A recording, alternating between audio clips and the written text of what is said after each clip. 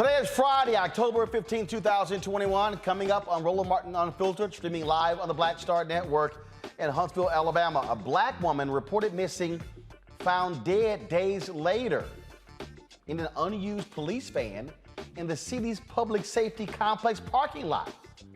What the hell? The new Texas map could pit two black lawmakers against each other. Congresswoman Sheila Jackson and Al Green costing one of them their job. We will be talking with Congressman Al Green about the GOP's plan. Another Texas teacher resigns after getting caught on video being stupid in a classroom. In Virginia, a white woman wants to remove books from Virginia Beach schools, including those by Toni Morrison, which she hasn't even read. We've been talking about the Benton Harbor water crisis tonight. The city's mayor will join us to talk about what is going on there. Thousands of black Americans need a kidney transplant, but a scientific test eliminates that possibility. I talked to a doctor who will explain how a medical test uses race to keep people off the transplant list. And in our Education Matters segment, we'll take a look at how Southern Illinois University Edwardsville ensures kids have a pathway to college through its charter school. It is time to bring the funk on Roland Martin Unfiltered on the Black Star Network. Let's go. He's got it. Whatever the biz, he's on it. Whatever it is, he's got the scoop, the fact, the find. And when it breaks, he's right on time and it's rolling. Best believe he's knowing. Putting it down from sports to news to politics. With entertainment just for kicks, he's rolling. It's on go, roll, y'all. It's Roland Martin, yeah. Rolling with Roland now. He's funk, he's fresh, he's real, the best, you know he's Roland Martin now.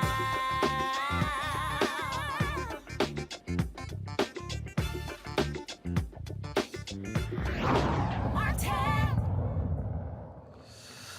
All right, folks, we have gotten used to some strange stories out of Alabama, and here is another one. A family is seeking answers after their missing relative was found dead in the back of an unused police vehicle in the parking lot of the police headquarters. On October 7th, Christina Nance's body was discovered in the unused vehicle outside of the Huntsville Police Department. Huntsville police say surveillance video shows Christina Nance entering the van at the city's public safety complex on September 25th, 12 days before her body was discovered. Now, the 29-year-old's cause of death has yet to be determined. However, the autopsy report says no foul play was involved. Now, Nance's family wants the surveillance video from the surrounding area released. I really don't know how our relative's body was found inside a police van on police property. And we need some justice, we need some clarity, and Christina cannot speak for herself. So today we have about 10 to 15 voices that's echoing.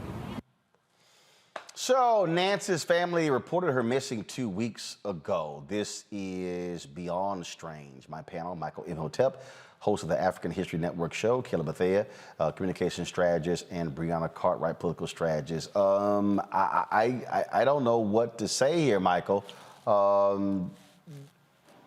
First of all, why would she be getting into an empty van, body found there, and Right. you mean to tell me no one even drove that van? A police van just unlocked and somebody just pops in? Well, see, once again, Roland, thanks for having me back. But this is crazy. Now, we don't know if the police van was unlocked. I've been reading this story. I haven't seen anything that says it was unlocked. Could have been unlocked. Could have been jimmied open. That's one of the first questions I ask. Okay, do you all leave police vans unlocked, or did somebody jimmy it open?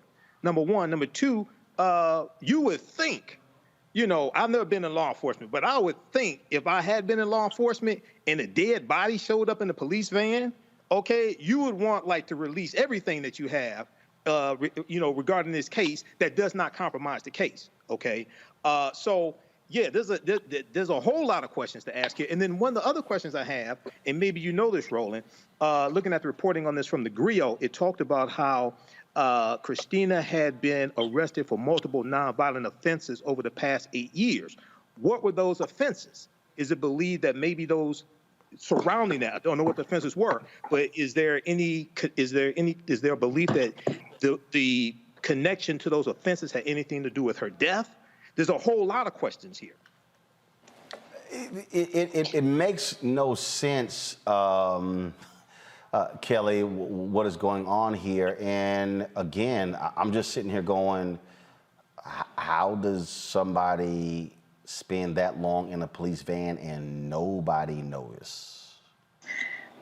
I couldn't tell you, because for what I know about police office locations and the like, there's rarely a time where someone is not coming in and out by way of going on patrol, going to a scene, what have you. And considering that you have to use these vehicles for transport on a regular basis, it baffles me as well how someone did not notice a body in a police vehicle. It is upsetting to me how, if it weren't for media like yours and other Black-owned media sources, this story would have been swept under the rug. Who knows how many other stories are like this one, in which a Black woman is in peril or even deceased by way of some shady police officer work. Not saying that happens all the time, but God knows how many times it happens and we don't know about it. So thank you for bringing this issue to light, and hopefully we can get some answers for the family. And Brianna, if you're this police department, you may want to be a hell of a lot more aggressive to figure out what's going on. How about conduct an investigation like you would if it didn't involve the police department? Right, Roland. That's the key part. We don't know where the forensic evidence is. They said that they see evidence. If that's the case, then release those surveillance. You know enough coming and going, and there's too many questions. And it's obvious right now that facts are being hidden, and we're unclear of the motives of why someone else would want to kill her, what the previous issues were, if there's mental health problems. It doesn't make sense. And if this local police does not want to investigate, then truly the FBI needs to get involved, because frankly, we've seen our people get shot in the street, already arrested, killed. There's so much distrust there. And so knowing this, they should be upfront and showing at least the surveillance video. It needs to be properly investigated, period. Yeah, I'm just not understanding, at all this. And look, it's a very, very strange story that we're going to continue to follow as best that we can. All right, folks, going to go to a break. We come back. We're going to talk about Texas and the redrawing of maps. This is happening all across the country. They could be pitting, Republicans in Texas could be pitting two Black members of Congress, the only two from Houston, against one another, causing one of them to lose their job. We'll talk with Texas Congressman Al Green about this issue. Next on Roland Martin Unfiltered on the Black Star Network.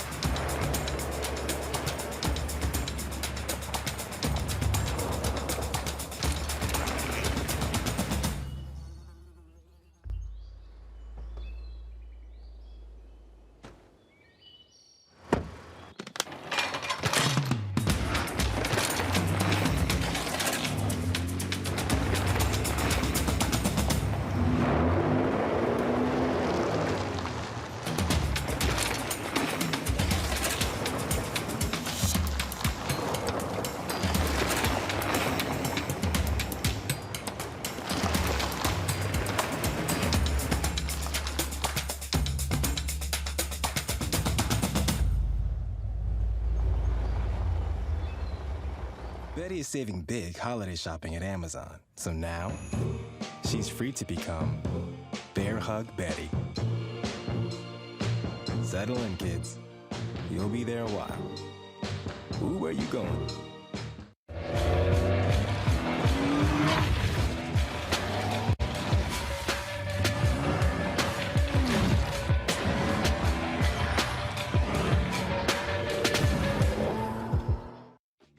What's up, everybody? It's Godfrey, the funniest dude on the planet. Hey, I'm Taj. I'm Coco. And I'm Lily. And we're SWV. What's up, y'all? It's Ryan Destiny, and you're watching Roland Martin Unfiltered.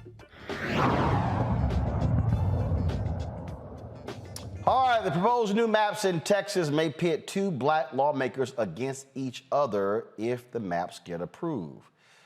Members of Congress Al Green and Sheila Jackson Lee are both from Houston. They may face off in the next congressional election if the plan that the GOP is putting forth becomes law. Both members of Congress plan to go to court to fight this move if it is passed. Joining me now is Congressman Al Green out of Houston, Texas. Frat, glad to have you back on the show.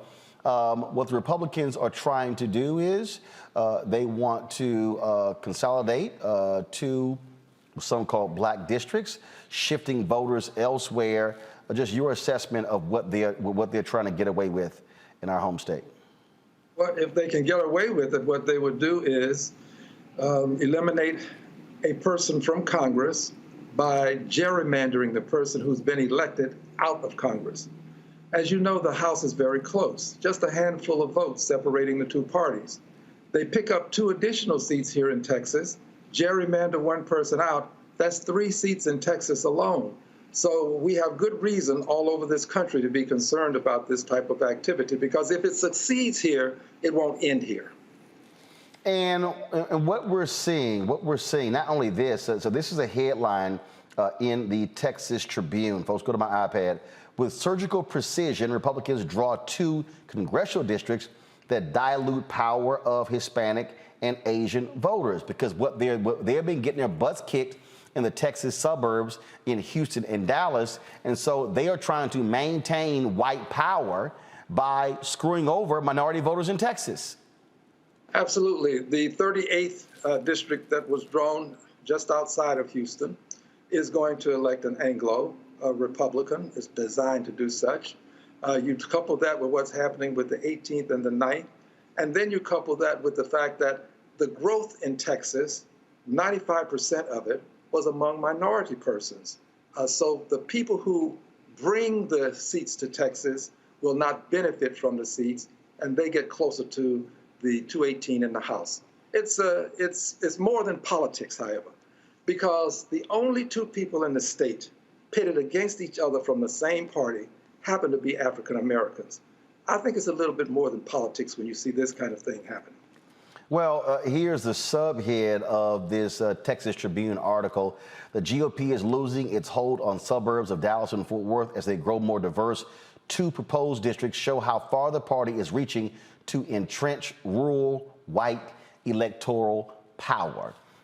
Again, by screwing over black voters in Houston, same thing. This is about white power. This is what the whole deal is. 95% of all of the population growth in Texas in the last 10 years has been from non-white voters. Yet Republican Party is trying to reward whiteness. Well, the Republican Party has tried not only this as a means of holding on to power, they're challenging elections. As you know, the president at that time, Trump, he carried Texas. Yet there's a desire to recount ballots in Texas. They're setting up this scheme such that even when they lose, they can claim they won. And if they have people in proper places, they can challenge elections. What happened at the Capitol was no accident. Those people were there to challenge the election. They were there to subvert the election. And if they had gotten away with it, only God knows what this country would be like today.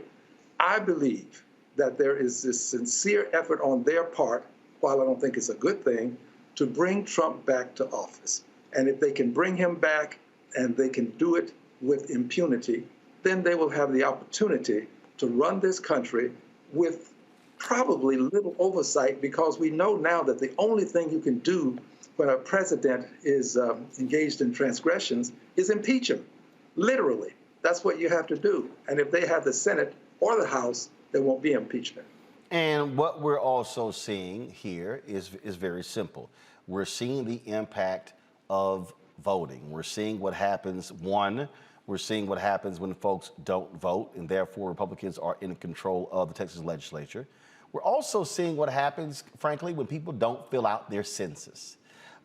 Because we reported yesterday about the undercount of black voters.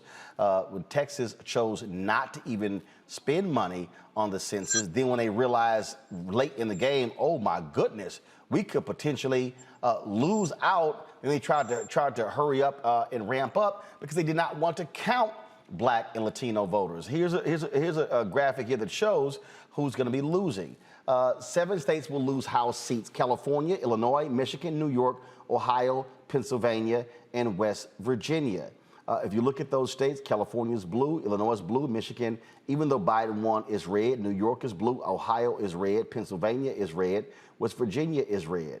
They're going to try to knock Democrats out. Now, in Illinois, you have Republican Adam Kinzinger, who is complaining that Democrats have redrawn his district, but you have Republicans in Florida who want to redraw the districts. They want to take over the House literally by just redrawing districts in Texas and Florida. Gerrymandering people out of office, literally. I said it earlier, and I'll say it again. Jackson Lee and I were duly elected. We were elected from districts that were approved by the court, because last time we had to file lawsuits. And now there's an effort to gerrymander out of office people who were duly elected by the people in Texas. But Texas has proven to be the proving ground, if you will. This is where trial balloons are floated. And if they can succeed in Texas, they can succeed elsewhere. Remember, Texas was a state that had white primaries. And when the Supreme Court said, Texas, you can't have a white primary in 1944, Texas then went to white pre-primaries. This has been the state that has been before the courts since we've had that Voting Rights Act. Texas has always been in and out of court. We cannot allow them to succeed in Texas. So I'm asking persons to please understand what's at stake and govern yourselves accordingly. And obviously, you and Congresswoman Jackson Lee are prepared to go to court if necessary. Are you going to make the argument that this effort here dilutes the voting power of black voters? We'll make that argument, coupled with the fact that it separates communities of interest, coupled with the fact that the persons who happen to be holding office are persons of African ancestry. And quite frankly, there can be some invidious discrimination involved in this. We have to make all of these arguments. I don't think we leave anything on the table, and I think we take it all the way to the Supreme Court if we have to. But the important thing to remember is what you said earlier. We must vote. We must vote. When we fail to vote and we lose the presidency and we see judges appointed to the Supreme Court using 51 votes, not going to cloture to get it done, then we understand how important this vote is. That Supreme Court is an entity that can make a difference in the lives of people. 435 members of Congress and 100 senators can vote to make something a law, and the Supreme Court, with 9 members, 5 of them voting for something, can change it. 5 people on the Supreme Court can undo what 535 members of the House and Senate have done. Questions from my panelists. I'll first start with you, Brianna. Yes, thank you. It's been very frustrating. I've been focusing on Michigan with Delta Sigma Theta Sorority Incorporated, and there's been a lot of open commission meetings and allow for us to submit our maps and discuss it and keep our community of interest together, so they say now. But I know in Texas, there's been a 95% of population growth from people of color, and it was centered in suburban communities. Knowing that, our maps should be drawn accordingly. I'm not as familiar with Texas's process, because I know everyone does it differently. And in Michigan, it was voted that we have commissions. But how involved was the meetings? How are they being ignored or not? How are they being told to people to engage? Just what is the process within, and is it still too late to bring people in to have our voices heard and keep our voices together? Because as we know, and as Roland said, there's power in our vote. And not only have they been restricting us to vote, but also, once we vote, they dilute it, right? And so we want to keep our vote and our communities of interest together. And so what has been the process up to this point, and how can we get more involved in Texas? Excellent questions. Let's start with the process. We were not given the opportunity to present our maps and to have our voices heard to the same extent as our colleagues across the aisle. They had an opportunity to meet and to confer, and literally they put together a map that Congresswoman Jackson Lee and I opposed. In fact, we went before the Senate and opposed it. In so doing, we discovered something about the rules. If there could be a change made, it would have to be made with the consent of all of the persons that might be impacted by the change. For example, if we wanted to move a line that impacted a district that might be adjacent to my district, I'd have to get the consent of that person. Well, that's rather difficult to do when that person has already approved the map that we're trying to change. So that created a problem for us. With reference to the House, we did get to the House in time. We spoke before the House this week, and we got there such that we could ask for the opportunity to present a map. We did present a map, and we're hoping that that map will get some consideration. I believe that this is a time for us to negotiate our way out of this if it can be done. But if it can't, then we have to litigate our way out.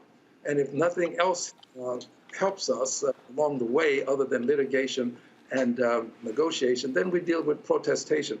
I think that people do have a role in this, and this is the second part of the question. I think people have to express themselves peacefully, but using the constitutional right to assemble and to march and to protest. There's a role for everyone, and protestation is an acceptable remedy in this country. I beg that it be peaceful protest. I'm a real staunch believer in peaceful protest. I also would add this final thing. As we're doing all of these things, and I thank you for asking the question about what we can do, I think people have to also contact people, let people know where you stand. There's nothing wrong with letting people know where you stand in this country. I can't tell you who to call, but I can tell you that you've got the right to call and also to send emails. These kinds of things work, and I would hope that people would give some consideration. Kelly, your question.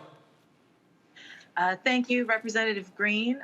First and foremost, it's a privilege to speak with you, and thank you for your service on the Hill. Considering just how Republicans play the game of politics and constantly moving the bar unethically, such as what they're doing right now, and the fact that they can't rest on their laurels in recruiting and getting their own votes because they have no laurels to rest on anymore. And also considering what we saw in 2020 with Stacey Abrams and the grassroots movement that she did to get two senators on the Hill from Georgia. With all of that in mind, how effective would a grassroots effort be in your state, considering how often and how unethically the bar is moving as far as standards are concerned? Well, the grassroots effort can be most efficacious because we have to learn one lesson that's very important. If you have people who are recalcitrant, we can't waste our time trying to convince them that they should vote a certain way. We have to bring in new voters. And in Texas, we've got plenty of new people coming into their own, and we have to bring them into the process. There are young people who are organizing currently to do just this. And then we mobilize them, and we get them to the polls. So we have to expand our base. The potential is there for us to expand our base. We simply have to work it. It's not going to be easy. It's not going to be something that can happen overnight, but it can happen by the next election. we can bring enough people into the process to offset those who refuse to do anything other than seek power for power's sake, as opposed to doing the things that can be of benefit to the constituents we serve. Michael. Representative Al Green, thanks for coming on today and sharing this information with us. I'm glad you talked about a lawsuit and taking this to court. And I wanted to relate this to what happened in 1957 in Alabama, where the state legislature tried to redraw the district lines in Tuskegee, Alabama, to lock out almost all of the 400 African-American registered voters, leave in about 1,300 white voters. And this went to the U.S. Supreme Court, the case of Gomillion versus Lightfoot, 1960 U.S. Supreme Court case. And the Supreme Court ruled in favor of the African-Americans. And they said it was unconstitutional to redraw the district lines, and they said it was based upon race. One of the other things the African Americans did to fight back is they launched economic boycotts in Tuskegee against white businesses and shut down about 100 businesses. The boycotts went on for 4 years. So have you studied that case of Gomillion versus Lightfoot, 1960, number one? Number two, is there any talk about economic boycotts against corporations to help finance these Republicans that redrew these district lines? Well, I went to Tuskegee Institute of Technology. I made engineering there. I was a part of the protest there on the campus. I was there when we decided that we were no longer going to divide the leadership. At one time, there was a pattern of African Americans could only have certain positions, couldn't become mayor, could hold some other lower positions. Well, the young people on the campus at Tuskegee got engaged in that process, and change came about. So I'm familiar with Tuskegee, but I'm also very much familiar with the fact that you can engage in selective bargaining. I was the president of the Houston branch of the NAACP for about a decade. One of the things that we learned early on that you have to be very careful with your language. People can choose to buy from whomever they want, but you have to be careful how you style that buying. I think the NAACP in Houston is very much active and is looking into means by which we can marshal our forces, make sure we get people registered to vote, and make sure we get them to the polls on election day. All right. Congressman Al Green, we will be watching this story very carefully to see what happens there in Texas. We appreciate it. Thanks a lot. Well, thank you very much. Please, everyone, encourage people to vote. That's going to be very important. All right, Congressman Al Green of Houston, thank you so very much. All right, folks, got to pay some bills, and we certainly want to appreciate our sponsors, Amazon, Buick, as well as Nissan, for being partners with us here at Roland Martin Unfiltered and the Black Star Network. When we come back, our Black and Missing person of the day, showing you, trying to make sure that she gets returned home, and they've started jury selection in the case of the man accused of murdering Ahmaud Arbery. We'll tell you all about that when we come back on Roland Martin Unfiltered on the Black Star Network.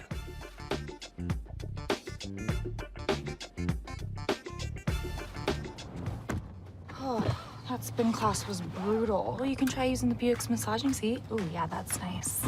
Can I use Apple CarPlay to put some music on? Sure, it's wireless. Pick something we all like. Okay, hold on. What's your Buick's Wi-Fi password? Buick Envision 2021. Oh, you should pick something stronger. That's really predictable. That's a really tight spot. Don't worry, I used to hate parallel parking. Me too. Hey. Really outdid yourself. Yes, we did. The all-new Buick Envision, an SUV built around you. All of you. Once upon a time, there lived a princess with really long hair who was waiting for a prince to come save her. But really, who has time for that? Let's go. I'm feeling myself. She ordered herself a ladder with Prime one-day delivery, and she was out of there. I want some hood girls looking back at it and a good girl in my tax bracket. Now, her hairdressing empire is killing it. And the prince, well, who cares? Prime changes everything. I'm Bill Duke. This is Diala Riddle. What's up, y'all? I'm Will Packer. I'm Chrisette Michelle. Hi, I'm Chaley Rose, and you're watching Roland Martin Unfiltered.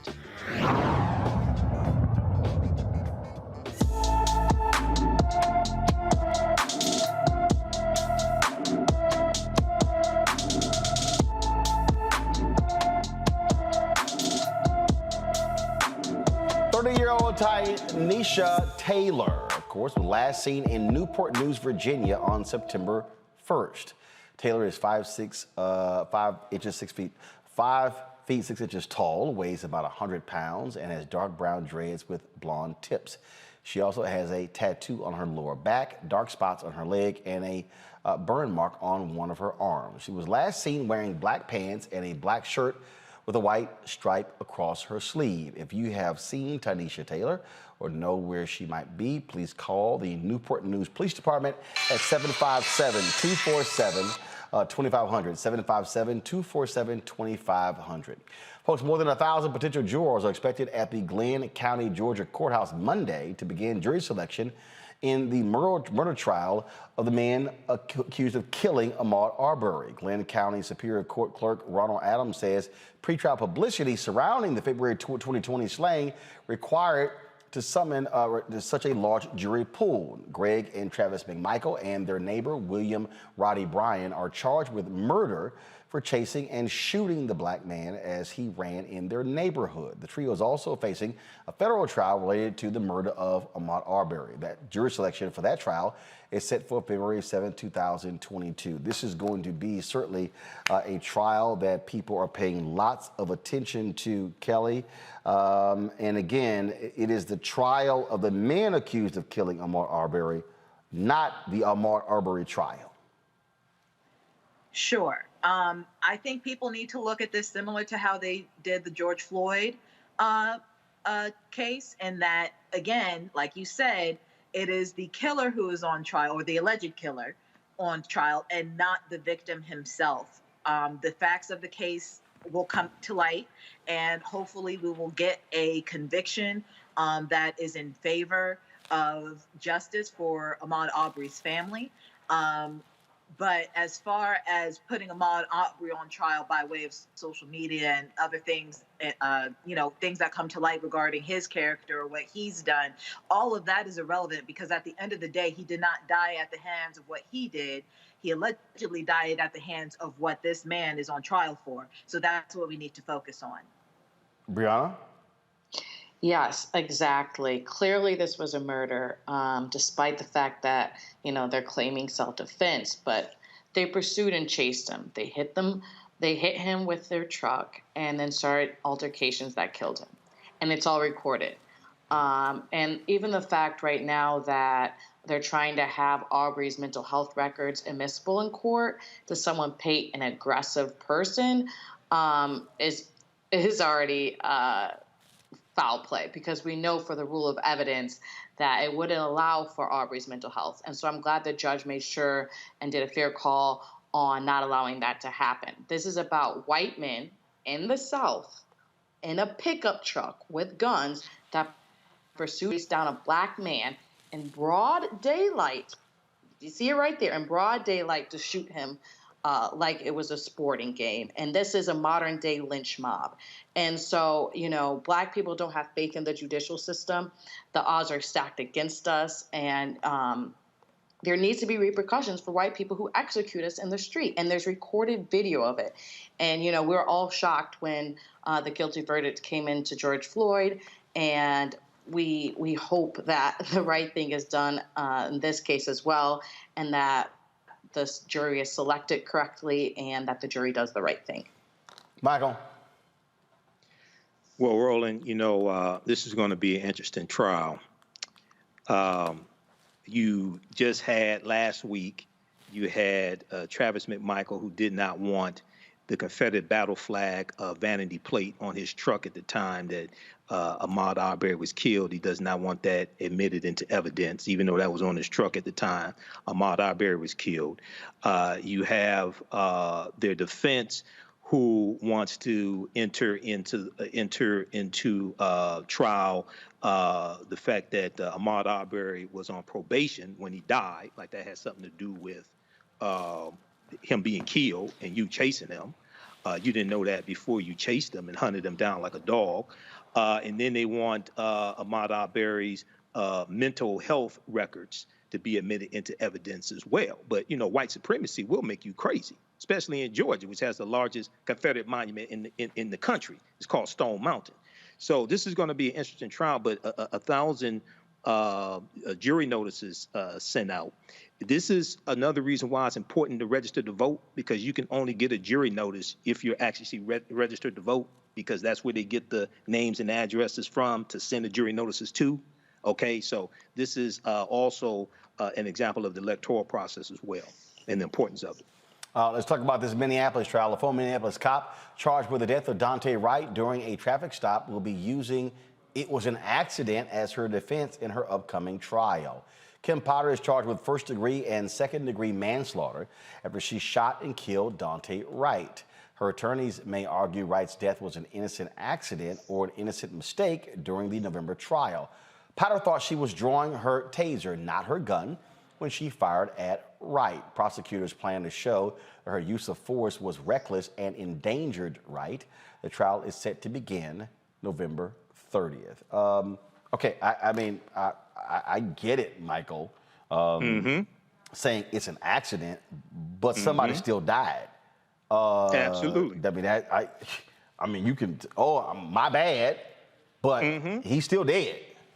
Right. Well, this is what I said she was going to say. I told my listeners this. I said she's going to get on the witness stand, break down crying. She's going to have a Bible. She's going to say, "I didn't mean to kill that boy. I feel so sorry about his little baby," all this stuff. And this is what was going to happen. Well, let's keep in mind, Betty Shelby, in Tulsa, Betty Shelby rehearsed her testimony about 1,000 times. Betty Shelby is now teaching officers how to get off.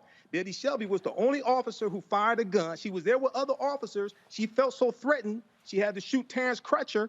She was the only one who fired her gun, and she's a free woman teaching other officers how to get off. Now, hopefully, this officer here is Kim Potter is convicted, but I ain't, watch whiteness work. I ain't so sure about this one here. Yeah, I'm there, Kelly. The reality is we've seen numerous police officers get away with stuff. We absolutely have. And this is kind of what I was afraid of when it came to the George Floyd case. Don't get me wrong. I am happy and pleased with the outcome of that case, and that, the right man was convicted and sentenced properly. Although the length of the sentence is neither here nor there, but the justice system worked in that one case. But look at the facts of George Floyd case. Everything had to be perfect, above reproach, and beyond the standard of beyond a reasonable doubt in order for Chauvin to be convicted. In this case here, we're talking about a woman who is claiming that there was an accident, even though accidents happen every single day and people get jailed for accidents every single day. We are still dealing with, like Michael said, whiteness, and not to mention white womanness, in that, she's an empathetic, may I say, sympathetic character when it comes to juries, jury selection, and even judges' decisions in court. So that is my issue here. The fact that it is not always going to be a perfect case. It is not always going to be something that is, all T's crossed, all I's dotted in the worst way, meaning there's no way you can say that this person didn't do it without malice, et cetera, et cetera. She still killed somebody. Whether it was accident or not, she had a duty not to do her due diligence and make sure it wasn't a gun that was in her hand. At the end of the day, someone still died and someone still needs to be held accountable, and it should be her. Brianna? Yeah, so my whole thing is not talking about it as an accident. I've discussed this case with a sheriff, and most police officers are trained to carry the taser on the opposite side of the gun, so they do not make that mistake. And so I do not think that's going to hold in court. But as it's stated, legally, even if it was an accident, manslaughter is still something that they can be charged for, and definitely they're accountable for taking a life. And so to see how it plays out is going to be very interesting. But sorry, I made a mistake does not allow for the officer to be let go. And so, it's interesting. Officers are trained how to deal with the public, but we aren't necessarily trained how to deal with police officers. I do think that we should have part of our driving training process, how we should go into some of these situations. I don't think that's going to solve it entirely, but it is something that we need to start talking about. We just, as Kelly said, a year ago, we watched George Floyd murdered. And so that memory's been seared into our souls. And, we still need justice, Of course, we got the guilty verdict, but that is not enough. And so, as we speak previously, Roland, the George Floyd Act, and getting that passed. So like the countless other of Breonna Taylor, or Dante Wright, and as the list goes on, that this is not a chronic issue. So we keep talking about these one-off situations and these very deadly, sad situations, and they keep happening. We need to have something a lot more done. Folks, let's talk about the Virginia governor's race, where former Virginia Governor Terry McAuliffe is facing Republican Glenn Youngkin. I mean, first of all, there's no reason why this race should be this close. McAuliffe is supposed to be a superstar raising money. He's now calling out all the big guns. President Barack Obama and others will be in Virginia this weekend and over the next couple of weeks, of course, campaigning for him. And what was real strange was Steve Bannon, the white supremacist, held an event for Youngkin's campaign. And watch this. This is where these idiots actually pledged allegiance to a flag that was used on January 6th. Okay, this is strange. I also want to invite Kim from Chesapeake. She's carrying an American flag that was carried at the peaceful rally with Donald J. Trump on January 6th. I ask you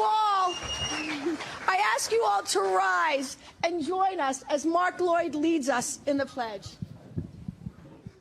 Face the flag. I pledge allegiance to the flag. These folks are out of their damn mind. Obviously, Youngkin is trying to distance himself. This is what Terry McAuliffe said. He said, Glenn Youngkin was endorsed again tonight by Trump at a rally where attendees pledged allegiance to a flag flown at the deadly January 6th insurrection. Beyond disturbing, this is sick, and Glenn is honored to have Trump's endorsement. Youngkin, of course, has distanced himself from that particular rally as well.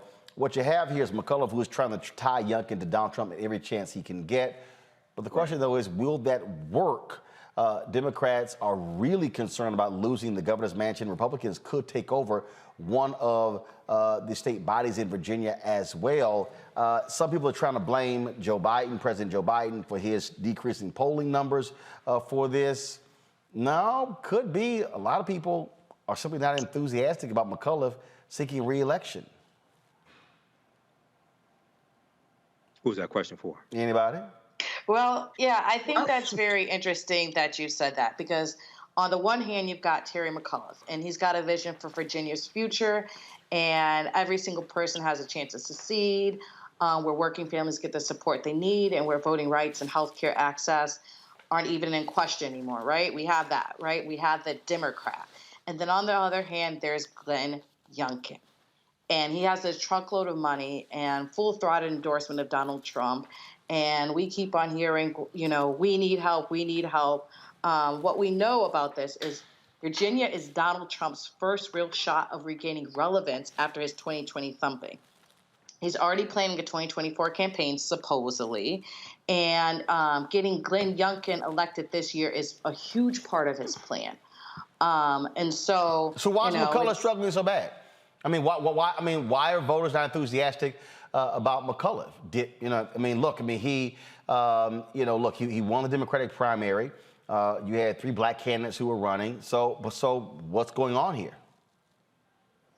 Yes, I think that I don't necessarily know, right? I haven't been in Virginia this cycle physically. I know it virtually. But I do think that there's not enough messaging around the link really yet of Youngkin and Trump. You know, it was tossed up. But that's all McCullough keeps talking about. I mean, look, again, you can message all day about Trump and Youngkin, but you kind of got to have your own message to cause somebody to say, hey, I want to go out and vote for you. Mm-hmm. Exactly. A lot of this has to do with messaging and talking about how you being in office is going to make people's lives better. Connect your policies with people's conditions and how you're going to make it better, and then show how the policies of the opposition is going to make their lives worse, and then connect it to Trump. Okay, but just talking about this guy's connected to Trump, Youngkin is connected to Trump, etc. He's going to be Trump 3.0, what have you. That's not going to be enough. Okay, so you have to talk about, and Democrats tend to suffer from a messaging problem. They're suffering from messaging right now. You talked about this a few days ago when you had DeMario Solomon Simmons on. They should be talking about how the $1.9 trillion American Rescue Plan that only Democrats voted for in the House and the Senate are helping people in Virginia right now and helping Americans. No Republicans voted for that bill. The $46.5 billion of rental assistance for renters and landlords is only because of Democrats. No Republicans voted for that bill. That's in the $1.9 trillion American Rescue Plan. So you have to connect policies and your administration to people's conditions and their lives. I mean, I live in Virginia, Kelly, and I don't know what the hell McCullough's message is. I know. I don't. I mean, your message can't be, "Hey, that dude's with Trump." Right. You kind of gotta have something more. I don't even know what his message specifically to African Americans is. Mm-hmm. And you know, I don't live in Virginia, but I live in D.C., which means I get a majority of the commercials for this gubernatorial race, even though I live in D.C. And you're absolutely right. You do not hear a clear message coming out of McCullough so much as you hear a "I'm not Trump, therefore you should vote for me" message. And people are forgetting that, you know, and Virginians aren't forgetting, and I think this might be the crux of the issue. He was already governor. He's running again for governor. Northam is the in-between between him and whoever the next governor is going in Virginia, the Virginia Constitution limits you to one term. One term. Now, frankly, I think that's stupid, but limits him to one term. Right, so he was governor. Northam became governor. Justin Fairfax, lieutenant governor. Many said he was going to be the favorite to run. Then he had 2 allegations of sexual assault against him. Neither one was proven. There was no impeachment hearing. The 2 women who made the allegation didn't even file any complaints with the district attorneys. The 2 black DAs who said they would actually investigate it in Boston and North Carolina. So that just torpedoed his campaign.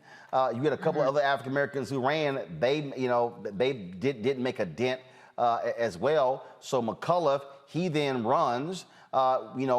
Name recognition and the money, wins the nomination. But you got to have something else there. I don't know what's there.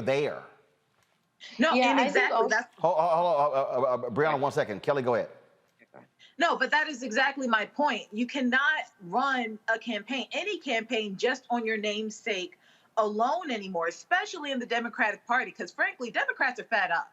And a lot of people also forget that Virginia, if it weren't for Northern Virginia being Alexandria, Arlington, everything kind of sort of surrounding D.C., Virginia would be a very red state. And Terry McAuliffe would not have a chance in hell of winning if it were not for that population basically evening the scales as far as who can win or not. So you have to keep that in mind when you talk about these numbers. You have to keep that in mind when it comes to fundraising and why he's not getting the fundraising and all of those things. But on the other hand, you have Youngkin, who is straddling his own kind of fence in that he's supportive of, Trump and getting his recognition and his endorsement. But when it comes to being interviewed about it or, any type of press coverage on it, he kind of distances himself. He's like, I'm thankful for anybody's support. I'm over here like, rep your set. he's No. an ass. No, but but politically, he doesn't have to. Here's the whole deal. He doesn't have to. I'm just saying, But he's not. I mean, politically, he's not. And actually, that's smart politics. If you're going to get the Trump people, and Trump was out there campaigning for you, I don't need to sit here and openly hug you. I'm going to get it anyway. So what he wants to do is he wants to run away from him. Look, I saw a commercial the other day, and last night, the Republican who's running for Attorney General doesn't even mention he's a Republican. That's true. You see the ad, and all he has is his name for Attorney General, does not say that he's a Republican. And so I was like, he a Democrat, I don't think Republican? Youngkin does that either. I don't think Youngkin does that in his, commercials either. Yeah, because what he's trying to do is he wants to be able to shy away from it. He's straddling the fence there. Again, look, I just hope, I had Terry McCullough's number. I just sent him a text saying, hey, you need to come on the show. Breonna, again, I don't know. Right. I don't know. The race is very tight. Some have it within 3 points, within the margin of error. You would think that this is a safe state for Democrats. Bottom line is, and I warned people about this in 2016, okay? Look, this whole deal with Fox News and critical race theory and all that BS and all these white folks going to school board meetings all pissed off, there's enthusiasm on the Republican side. You cannot underestimate enthusiasm. If they turn out and you've got lackluster turnout on the Democratic side, McCullough goes down. Republicans control the governor's mansion in Virginia. Go ahead. So there's a couple of things I want to state, and I just from this conversation, I agree with a lot of what Kelly said. As you know, she focused on communications and branding, and just within that, every single time that you, Roland, have brought it up, right? You called him McCullough. If you even go back to his logo, right, for this campaign, it says Terry, right? So when Kelly says that, I don't think many realize it's the same person who's been in office. They're not putting two together. I think that's first. I think it's the branding. That's why I was saying of the messaging. But I also want to remind everybody that Youngkin dropped out of the debate. So every gubernatorial candidate since 1985 has participated in the debate, and it didn't occur, right? And so, it probably is because, How many folks saw the previous debates? I mean, is that going to actually result in losing votes? No, but as one thing you were saying is like you haven't heard enough about his platform. A lot of times that comes into play when you have the debates, and I'll say from the campaign side, people take clips from that and run it, even within the campaign for ads, or even people like, oh, he said this, and then you start talking about the platform, but there hasn't really been that space in this campaign. And so it has, as I agree with you, Roland, been very concentrated on needing this money to get the message out because of the bad man, right? And I think, the thought behind it is, in 2020, people came out to make sure that the bad man didn't win.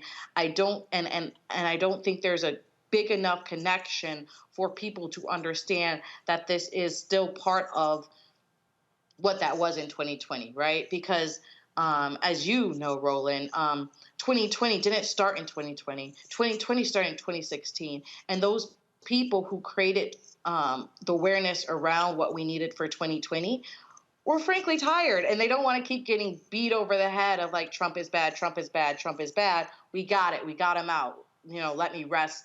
Is kind of in a lot of the back of the heads of people who... But he's not on the ballot. Again, you can invoke it, and I know McCullough is doing, you can invoke it, but it's not on the ballot, unlike in 2020, which helped down ballot candidates. All I'm simply saying is this race is extremely tight, so I don't know where Terry McCullough is spending all this money, and I can tell you right now, I have not heard, even among African Americans, again, I go back to enthusiasm.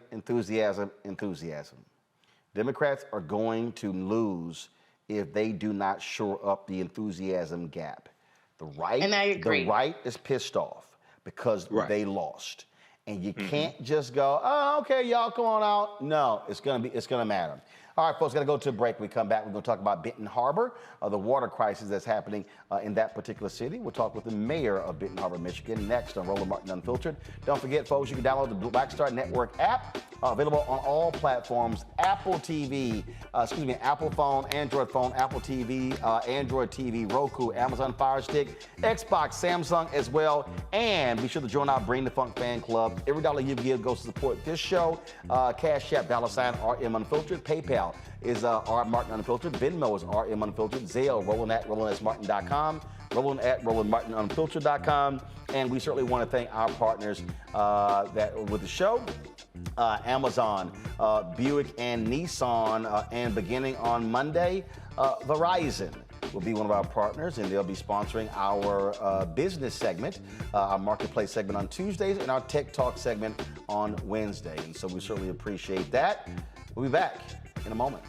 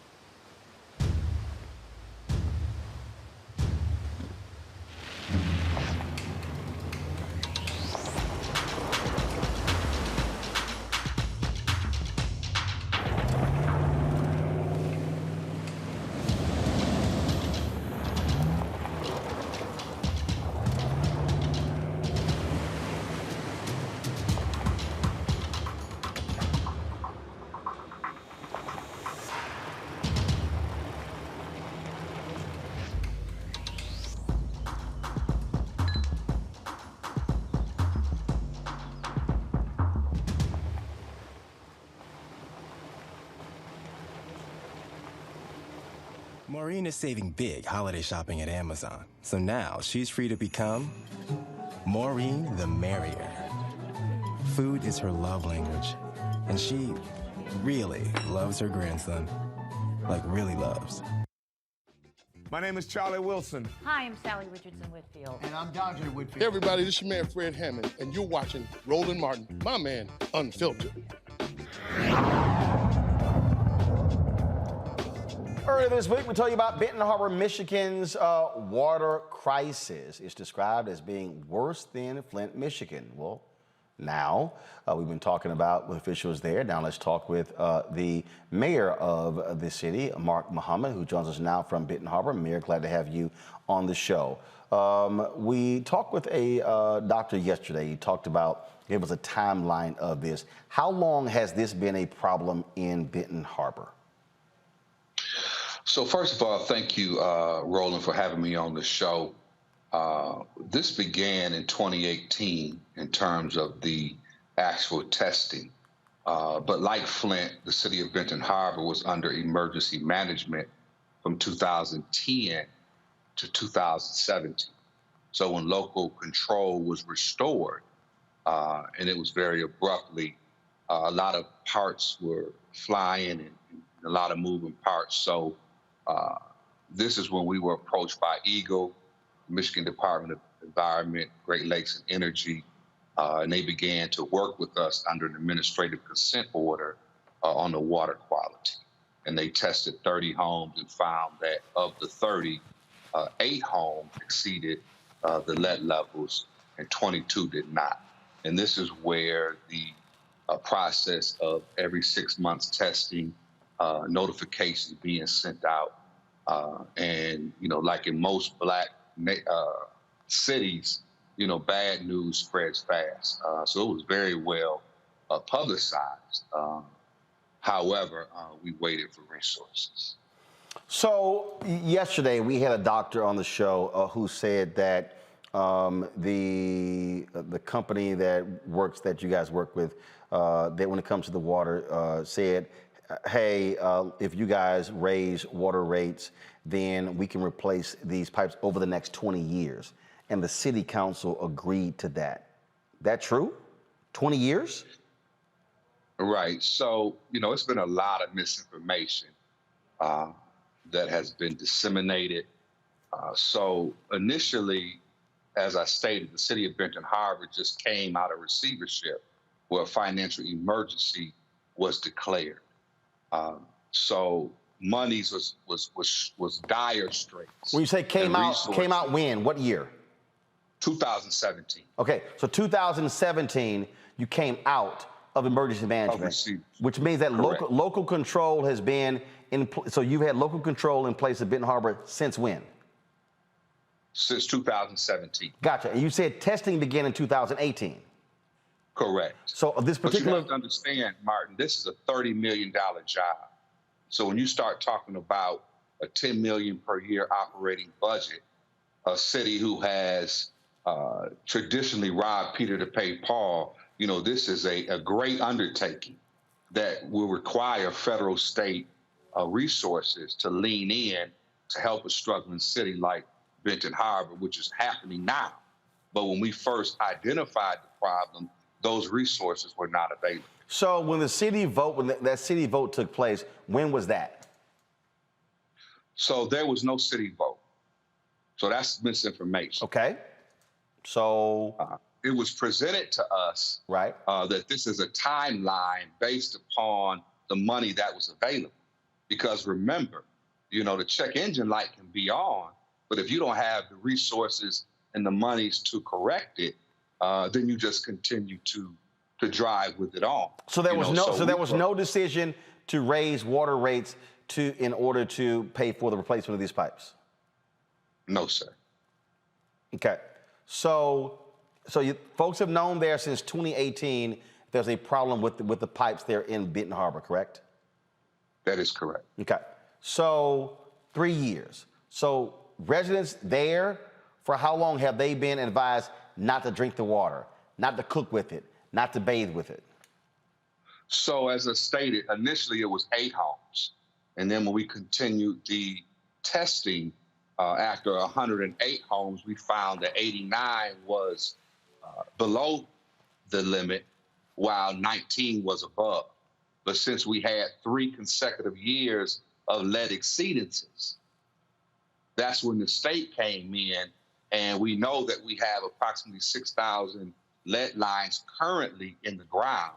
And since we have not tested every single home, then, you know, we want to take the greatest caution moving forward in order to make sure that residents are not drinking lead in the water. So 89 out of 108 homes had lead issues, correct? No, tested below.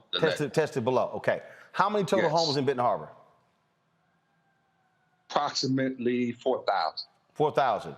So if 89 out of 108 tested, then you can extrapolate tested below. How many tested above? 89.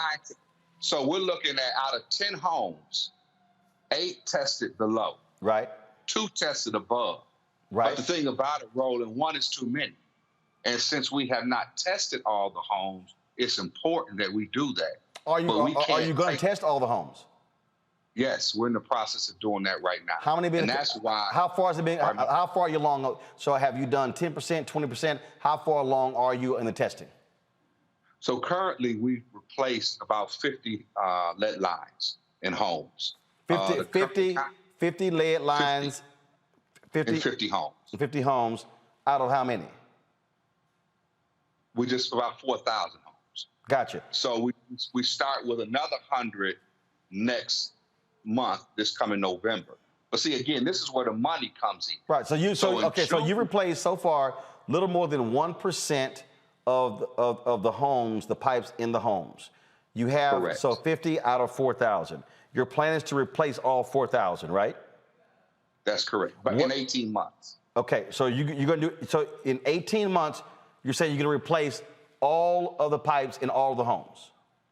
Let me tell you how. So currently we have 5.6 million. We worked with Congressman Upton from the Obama administration. We received 5.6 million from the EPA. The governor proposed 20 million from the ARPA funds, but a deal was struck with the Republican legislator where they took 10 million out of the state budget. And that's going toward Benton Harbor, along with the other 10 that will come from the ARPA. And then we get another $3 million this month from Eagle. So we'll have a total of $28 million at our fingertips. But the big thing is, as we remove the lead lines, the governor signed a directive, executive directive, where it's an all hands on deck approach, where all the resources, all the agencies that's at her disposal will be working in Benton Harbor. So we have currently, starting Monday, up to 30,000 cases of water will be delivered per week. And we'll be able to hire residents, expand our sites, decrease the lines so we can get people clean and safe drinking water as we replace the pipes. Michael, you have a question? All right, Mayor Muhammad, I'm here in Detroit, so we're neighbors, man. Thanks for coming on today and explaining this to us.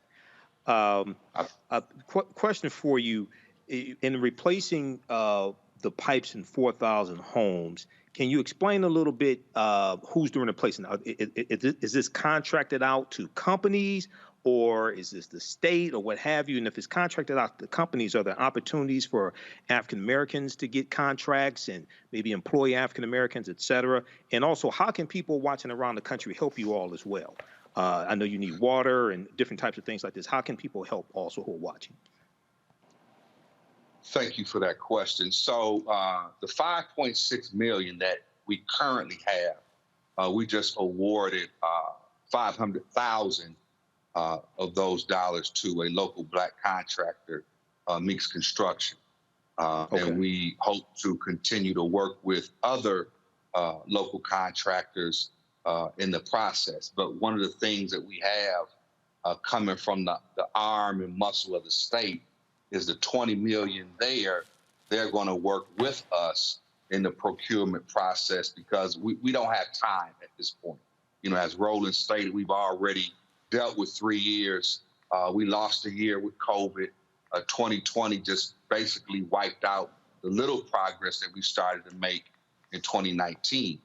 But now, we have to move aggressively. So the state is going to help us with that. But I did share with the Lieutenant Governor that we have a 25% clause in our city ordinance that 25% has to go, the work has to go to local residents. So, we're going to do all we can to make sure that local people work. However, as the mayor of the city, I'm responsible and I'm owning. I didn't put the lead lines in the ground. I'm not putting the lead in the water. However, I'm responsible for cleaning it up and solving this problem once and for all. Right. And how can we help? So, we're working with local pastors where you can reach out. You can call 269-861-6504. And, that's my direct number. And I can connect you with local pastors that are on the ground working with the local government. But it's small town politics, but it's surrounded in a big field. And this is what I want people to know, Roland. Benton Harbor is surrounded by 4 bodies of water: Lake Michigan, the Paw Paw River, St. Joe River, and Ox Creek. We have 625 acres of virgin riverfront property that's poised to be developed, about 400 million as it stands. So I don't want for people that's watching, even though we're dealing with a water crisis, from years of neglect and abandonment and lack of resources. But Benton Harbor is by far from a toxic dump. Whirlpool Corporation is their global and their North American headquarters, along with a host of other developments. So great work is taking place, but this is something that has to be handled and dealt with right now, once and for all. Okay. Mayor Mark Muhammad, we surely appreciate it. Thanks a lot for joining us.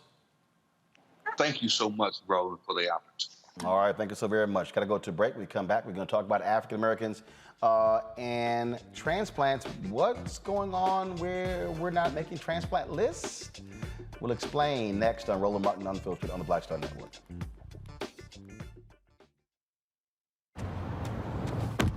Oh, that spin class was brutal. Well, you can try using the Buick's massaging seat. Ooh, yeah, that's nice.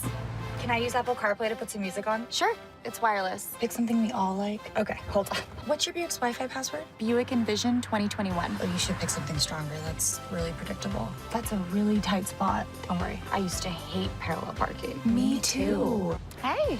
Really outdid yourself. Yes, we did. The all-new Buick Envision, an SUV built around you. All of you. Once upon a time, there lived a princess with really long hair who was waiting for a prince to come save her. But really, who has time for that? Let's go. Feeling myself. I'm feeling She ordered herself a ladder with Prime one-day delivery, and she was out of there. I want some hood girls looking back at it and a good girl in my tax bracket. Now, her hairdressing empire is killing it. And the prince, well, who cares? Prime changed everything. But I'm back at it and I'm feeling myself. Hi, I'm BB Winans. Hey, I'm Donnie Simpson. What's up? I'm Lance Gross, and you're watching Roland Martin Unfiltered. Black Americans make up 13% of the population, but account for a third of kidney failures in America. African Americans have high rates of high blood pressure and diabetes, which exacerbate kidney failure symptoms. More than 30,000 African Americans are waiting for an organ. More than 28,000 are waiting on a kidney. Last year, over 8,000 organ transplants were performed on African Americans. More than 2,000 of those donors were black. One of the tests used to determine the need for kidney transplants, the glomerular filtration rate, or EGFR test. It raises kidney function for black patients up to 16%. Now, why would the kidneys of African Americans function higher than any other group? To answer that question, the attending nephrologist and assistant professor of medicine and epidemiology at the University of Pennsylvania, Dr. Let me get this right, Amika Ananya. Did I get it right? Enanya, pretty close. Okay. Pretty close. Thanks for having me on. Glad to have you here. So explain what this issue is, because you know there are a number of African Americans who have kidney issues, and so explain this test and what the whole problem is. Yeah, so it's pretty complicated. I'll try my best to make it very simple. So there's a test, a lab test that is called EGFR, like you said, that is an estimate of how well somebody's kidneys are functioning. And the kidneys primarily remove waste and extra water from the blood. And so the EGFR number, how we explain it when we see patients, or how I explain it when I see patients, is that if the EGFR is, let's say, 60, I say your kidneys are working about 60%. Now, this equation was developed 2 decades ago, and what they found was that African Americans had a higher biomarker. We use creatinine in these EGFR equations. It's a biomarker that we all have in our bodies that detects how well our kidneys are working. African Americans in that study had higher creatinine levels compared to all of the other racial groups that were looked at, primarily white individuals. And so what they did was to introduce a multiplication factor to account for that difference. And so what happened, as you stated, is that most laboratories and institutions report 2 EGFR numbers, one for African Americans, which is usually 16 up to 21% higher than non-African Americans. And so there's usually 2 EGFR values that are reported in the lab. So, for the person who is sitting at home who's saying, okay, how does this impact me? What can I do about it? What do you tell them? Well, what we say is, first of all, you should always ask your doctor, what race is in the medical record? Like, what race is being used for me, and how is that affecting my care? So the issue with using Black race in EGFR equations is that we have international guidelines that say someone can be listed for a kidney transplant when your EGFR is equal to or less than 20. Now, you can imagine if you have 2 people, Black and white, who are the same sex and the same age, they're going to have different EGFRs, which means that a Black person would have to wait to get listed for a kidney transplant because they're seen as healthier than the non-Black person. And so what I would tell people who have kidney disease is that you ask your clinician, is race being used in my clinical care? And if you have severe kidney disease and you are needing a kidney transplant, ask them to use a different test that does not use race to assess their kidney function because we do have a few options. Questions from my panelists. First up, Kelly. Hi. Given what you just said about asking your doctor about whether testing includes, race as a factor in your testing, is there a way to figure that out on your own volition, or do you have to go to a doctor? And I ask that because, worst case scenario, the doctor is shady or not entirely forthcoming with that information. What can patients do to be as proactive as possible in their care in this situation? Yeah, that's a great question. So, you do need to have a doctor order test to determine what your EGFR is. So there's not a way that they can kind of assess that at home. There's no kit that you can get from a drugstore. So you need to have your doctor order blood tests to see how well your kidneys are functioning. Now, the good news is that as of September 23rd, we have national guidelines that say race should not be used in any EGFR equation or report. And so there is a new equation now that applies to everybody, regardless of their race. And so the number two question after is, are you using race in my clinical care? Is, do you know about this new EGFR equation that does not have race? Can you use that for me if it's not being used? Michael. Hello, doctor. Thanks for coming on today. In trying to wrap my head around this and researching this a little bit, can you talk about, well, first of all, can you talk about, is it true or not that because the question was asked, do African-American kidneys work differently somehow? Okay, one. Number two, how is it that for about the past 20 years, this study this process has overestimated the function of African-American kidneys as well? Great question. So absolutely not. Black kidneys work the same as every other racial group. We have studies that have shown that. We have the Human Genome Project that was published in 2003 that shows that biologically or genetically, we are more similar in between racial groups than within racial groups. So there should be no reason why African-American or Black patients have different kidney function. That's one. To answer your second question about why was this being used, well, it was being taught that African-Americans, for instance, had more muscle mass than every other racial group, and that affects creatinine levels.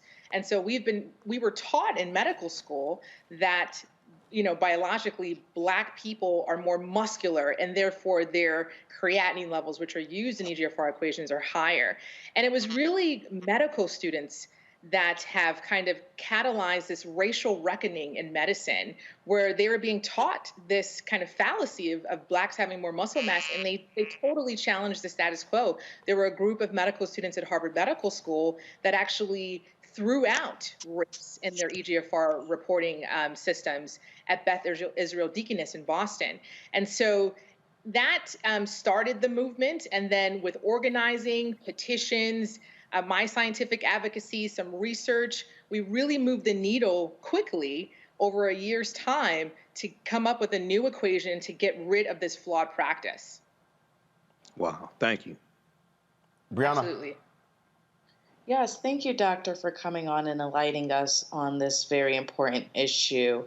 I just have a couple questions. One is, how do you verify if race is used once you ask the question, for example, and then they say no? Is there a way for you to double check?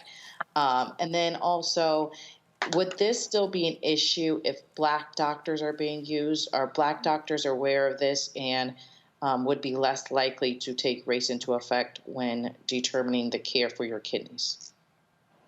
So to answer your first question, I think an easy way after you ask your doctor is to say, can you just print up the labs for me so I can look at them and go over them with my family or with myself at home. That's a nice way to verify so you can actually see how it's being reported in that doctor's office or that hospital. That's one way to do it. I think that's the best way to do it. And then the second question is, having an African-American physician help with looking at clinical care in a health equity lens? And I would say absolutely. You know, I trained at a historically Black medical school, Meharry Medical College, and we learned about the social determinants of health. So really, if we could go back in time and look at that original study, what we should have done is incorporated things like diet, medication. Those are the things that can really affect creatinine levels and would have affected the EGFR equation. So what we really should have done is introduced health equity at that time and looked at different social determinants of health that can actually, you know, cause racial differences. And we know that for a fact. I mean, Dr. Du Bois published the Philadelphia Negro in 1899 that showed it was social inequalities that led to racial health inequalities.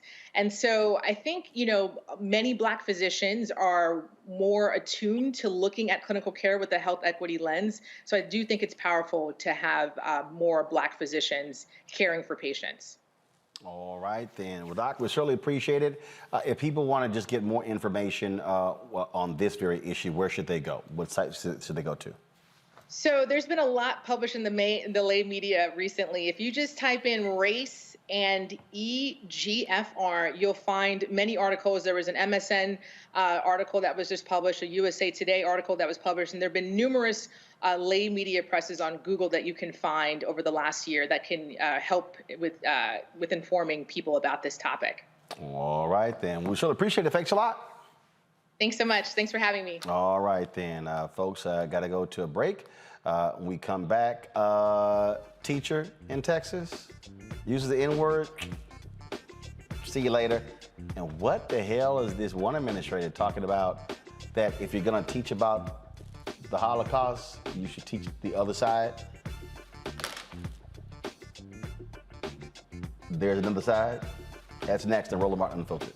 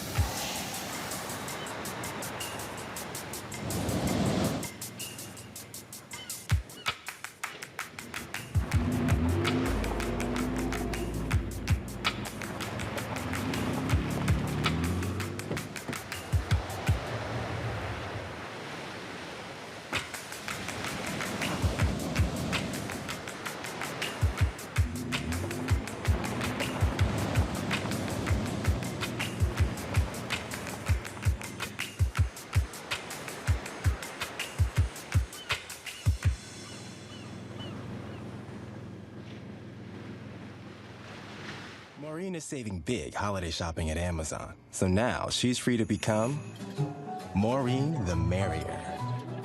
Food is her love language. And she really loves her grandson. Like really loves. Yo, it's your man Dion Cole from Blackish, and you're watching Roland Martin Unfiltered. Stay woke.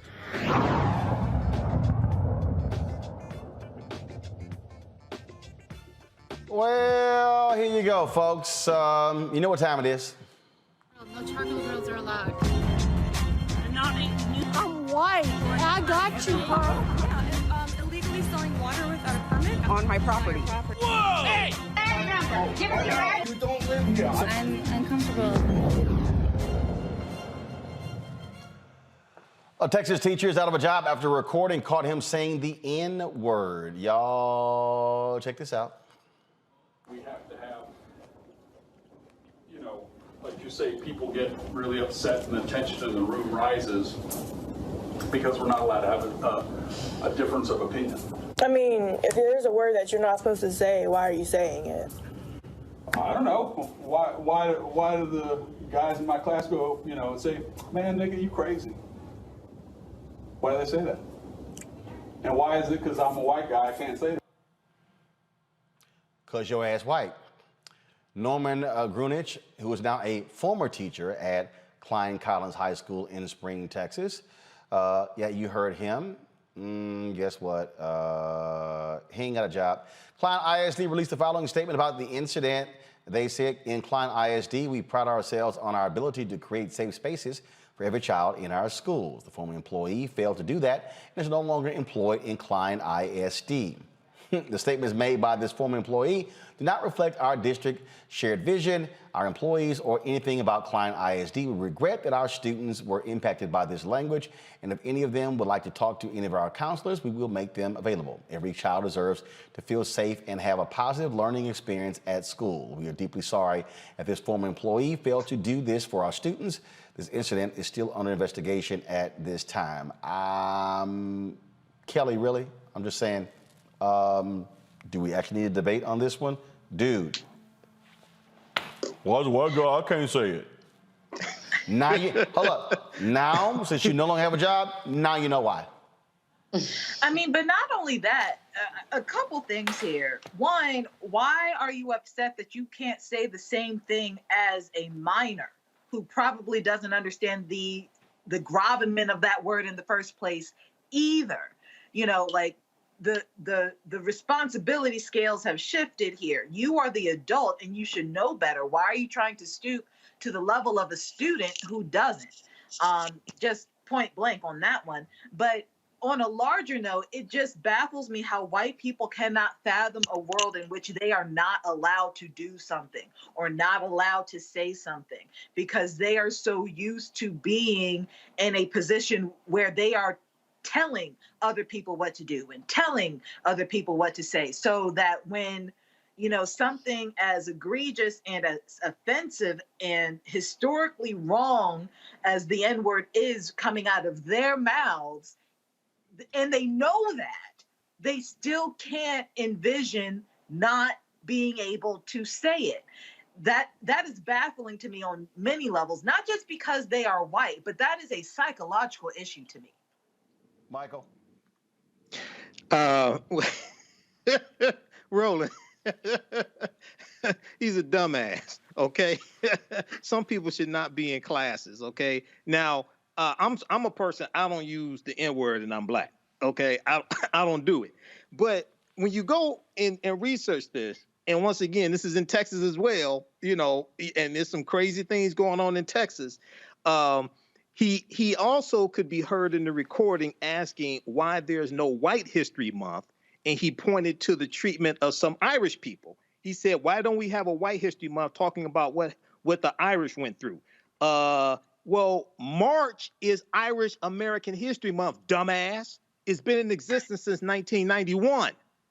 Okay? The U.S. government recognizes Irish American History Month. This is what happens when you have unqualified people in the classroom. So, yeah, he should be fired. And this is another example of why America needs a massive history lesson as well, especially in Texas, which is a former Confederate state that came into the Union in 1845 as a slave-holding state. These are some crazy times, and history's repeating itself also. Brianna? Yeah, so I'll say that I wasn't familiar with Texas, but I want to highlight something further than just this, right? Because this is happening not just in Texas. I have a friend who received a call, this just this week, right, about a teacher at a school within Greenville County Schools in South Carolina who allegedly called a student the N-word, and the teacher was only suspended.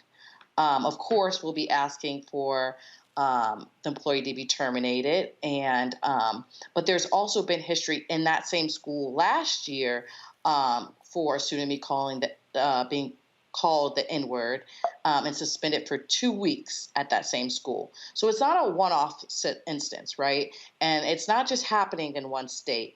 And you can remember probably in the past in South Carolina, the Malden police officer called a student the N-word and was terminated from the school district and the police department. So we just can't allow this to happen.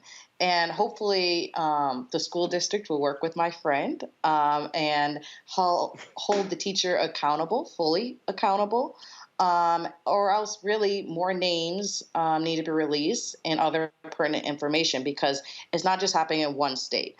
We see this and, you know, it seems like just ridiculous, and we can laugh at it because of how ridiculous it is. in 2021. But this is happening in other states and grievously. And fortunately, here in Texas, he got fired. There's other places it's occurring, and they're not firing the teachers. And this is a really big issue that's occurring right now in schools. All right, we got another one. Roll it. No charcoal grills are allowed. I'm white. I got you, girl.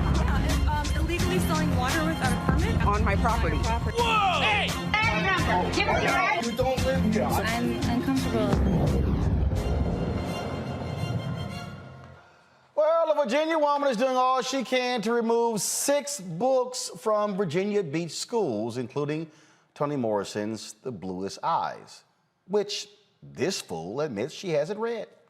School board members Victoria Manning and Laura Hughes have come together to demand that 4 books be removed from curriculums based on pornographic nature. Those books include Lawn Boy by Jonathan Evison, Gender Queer by Maya Kobai, A Lesson Before Dying by Ernest Gaines, and The Bluest Eye by Toni Morrison. Listen to what she had to say about Morrison's book specifically. The next book that I did some research on, and I have it here, is called The Bluest Eye. Now, this is approved for high school curriculum in our schools here in Virginia Beach. The Bluest Eye, in several parts, and if you Google this, you can find the language. I'm not going to read it. It is extremely disturbing. It talks in great detail about a father raping and molesting his child and how he got pleasure in it. And this is approved for use in our high school curriculum. These books are vetted. These books are vetted, and it got approved. Manning did add Beyond Magenta by Susan Cuckland and Good Trouble, Lessons from the Civil Rights Playbook by Christopher Nixon on the list, but it's unclear why they are being questioned. Okay, you haven't read the book, but you want to ban the book, and she's like, this is not stuff that high school students should be reading. Are high school students that fragile, Brianna? No. And honestly, it's not surprising that they want to ban, they continue to want to ban the truth. And honestly, the people who need to hear it the most want to. White supremacy is still a thing. And I would love to see efforts locally, these books read and provide discussions, even if they're saying Virginia Beach School Board is not going to do it, but really promoting some of this. And I think it's important in high school to dissect what literature is. These people, if you want to understand what's really going on right now, Kelly, this is why you see the attacks on school boards. This whole BS over critical race theory. It's when idiots like these two get elected. That's part of the problem. I mean, it's a huge problem. Clearly, she does not understand what The Bluest Eye is about. Aside from her not reading it, the fact that that is what she pulled out of it as rationale behind not reading it just shows me how dense she is and how ignorant she is about literature as a whole. I could go into why The Bluest Eye needs to be not only read, but studied in high schools. But beyond that, how is it that The Bluest Eye is banned, but not even Shakespeare? That also deals with core themes that she is against. How come we can still, or high school students can still read Mark Twain, or even the author of To Kill a Mockingbird? All of those books, and then some, deal with some really complicated, layered issues that, by her standards, shouldn't be discussed at all. The whole point of having a diversity of literature in schools, especially something as dynamic as a Toni Morrison novel, expand the mind of what is out there in the world beyond the classroom. How to write about your world beyond that of how to write a basic essay or, some standardized test model. Literature is important. Black literature is important. And clearly she doesn't understand that at all. But we're not dealing with the smartest or the sharpest knife in the drawer, Michael. Well, this is, this whole takeover, this whole initiative to run for school board offices and take over school board offices by conservatives. Part of this is coming from Steve Bannon, who did a podcast on this. This podcast has been downloaded millions of times, and this is an effort also that's financed by conservative right-wing think tanks as well. And they turn their animosity towards mask mandates. They've turned this towards taking over school boards. And Steve Bannon said the way to political power in America now is through local school boards. So this is one of the things that we're seeing, either bans on books targeting African Americans and non-white people. We saw this in York, Pennsylvania. We see something like this, a call for a ban on children's books, 4 children's books targeting that deal with the civil rights movement in Tennessee. That's taking place right now as well. So, and you're going to see this continue as well. Now, we have to have an opposite force that fights back against this, because this is an organized finance effort also. This is not just, even though they're crazy people, they're organized crazy people. Yep. This is what we have to understand. That is the case. All right, I got to go to a break. We come back. We'll talk Innovative Charter School and the work that they are doing to help students in Illinois. That is next on Roland Martin Unfiltered on the Black Star Network. Oh, that spin class was brutal. Well, you can try using the Buick's massaging seat. Ooh, yeah, that's nice. Can I use Apple CarPlay to put some music on? Sure, it's wireless. Pick something we all like. Okay, hold on. What's your Buick's Wi-Fi password? Buick Envision 2021. Oh, you should pick something stronger. That's really predictable. That's a really tight spot. Don't worry, I used to hate parallel parking. Me too. Hey. Really outdid yourself. Yes, we did. The all-new Buick Envision, an SUV built around you, all of you. Betty is saving big holiday shopping at Amazon. So now, she's free to become Bear Hug Betty. Settle in, kids. You'll be there a while. Ooh, where you going? Hey, I'm Donnie Simpson. Hi, I'm Eric Nolan. I'm Shantae Moore. Hi, my name is LaToya Luckett, and you're watching Roland Martin Unfiltered.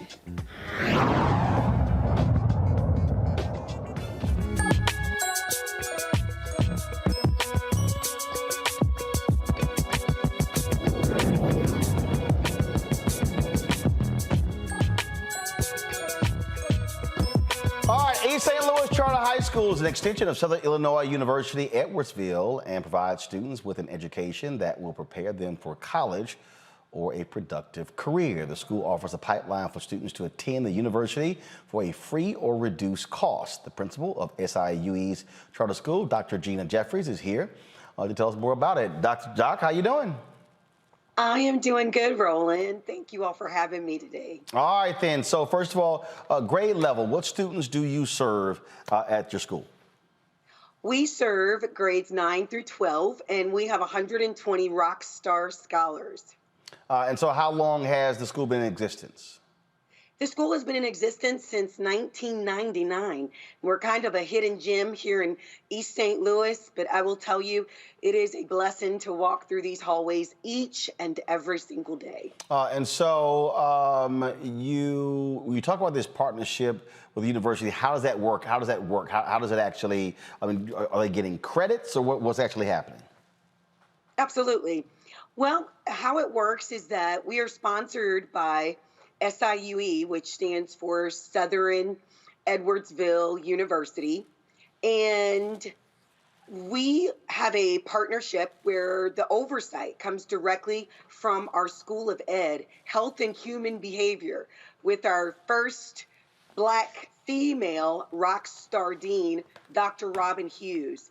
And Roland, I'm very excited that a new partnership that we currently have to get more of our scholars to that SIUE campus is called GEMS, and that stands for Gentlemen Entering Manhood.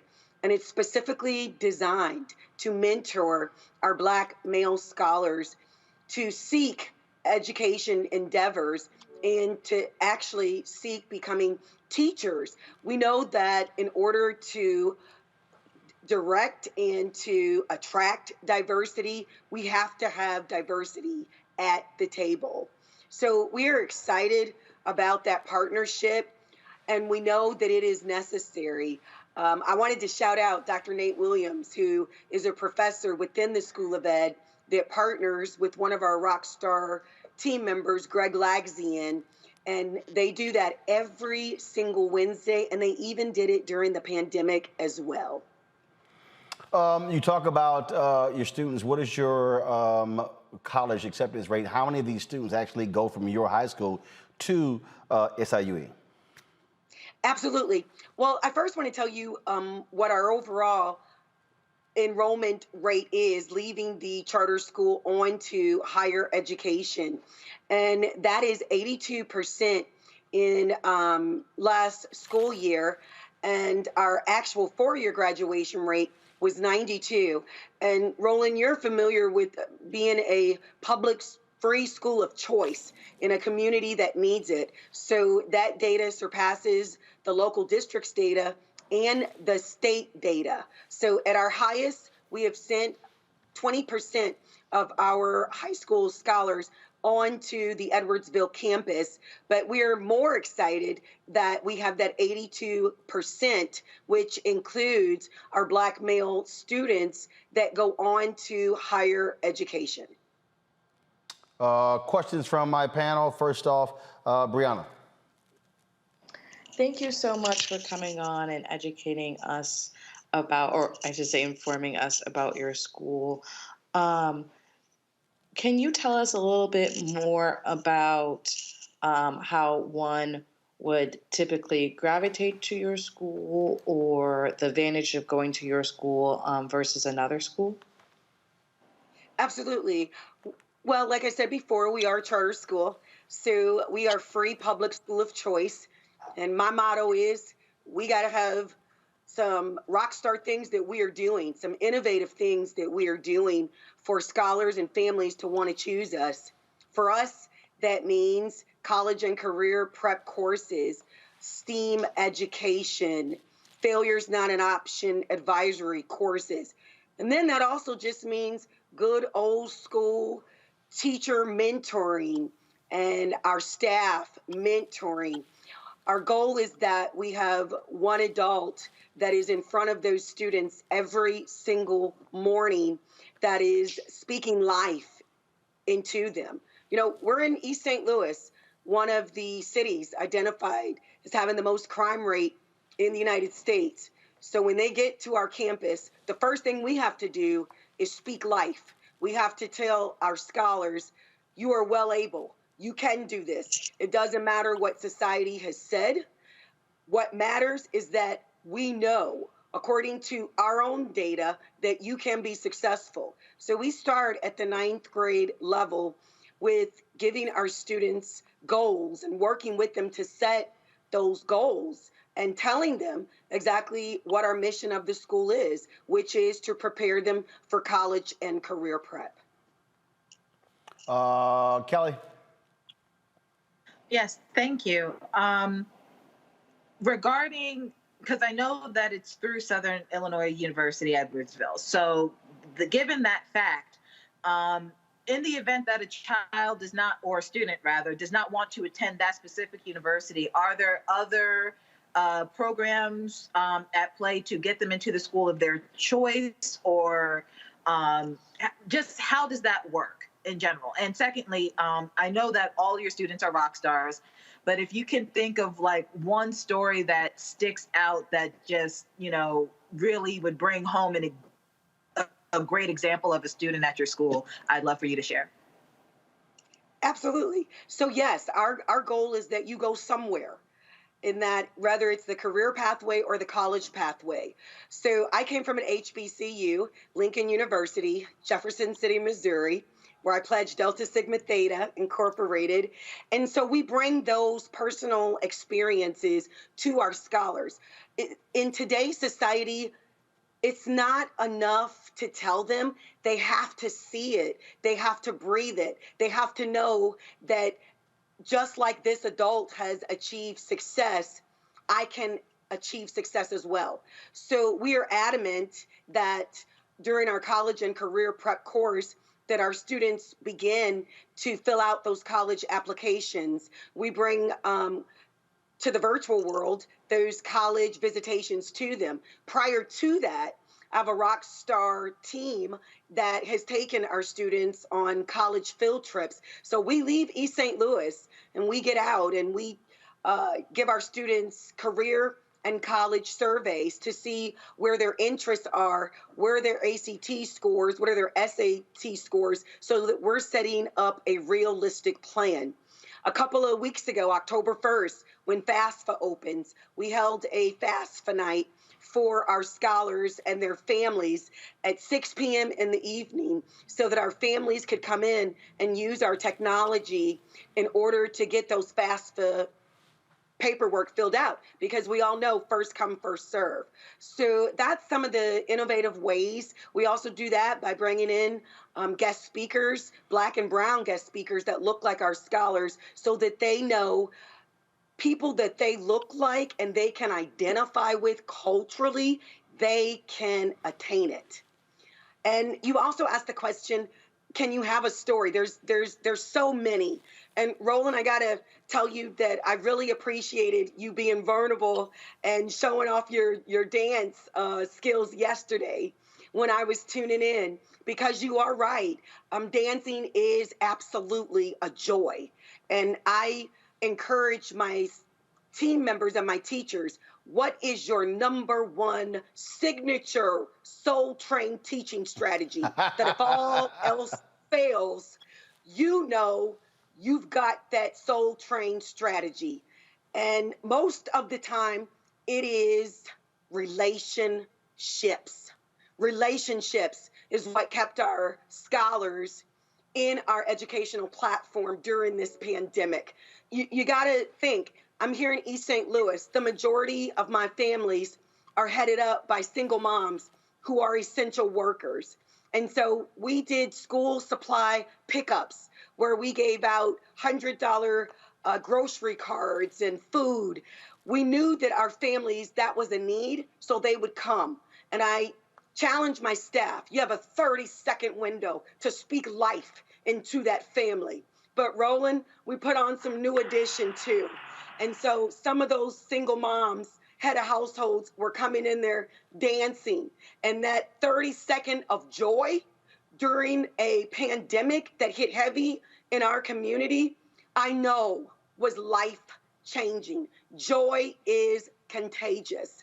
So just about that story you asked me about, we had a scholar who had 1 foot in the streets and 1 foot in the school. And we know that he's smart. We know that he's capable and he's college bound. But when those streets call you and you support your household, we have to be innovative in how we encourage you to get to school. And so school now becomes respite. It becomes a necessity because that scholar knows they're protected when they get in and behind these school doors. And so this particular scholar started a little bit late because he didn't have school supplies. So once our social worker reached out to let him know, we got you, I envisioned my team and I watched them. They were all standing outside of their doors as he was passing by because it had been a couple weeks and we were concerned. And each of those teachers, they did their signature soul train move by high-fiving this scholar, by telling him he was missed, by telling him, we're going to get you caught up, that we're going to offer you some graceful grind, because it doesn't matter where you've been, it matters where you're going. All right, then. And he's being successful now. He's in the classroom. We got him that backpack. We got him those shoes. And so he is being successful. All right. Well, congratulations there.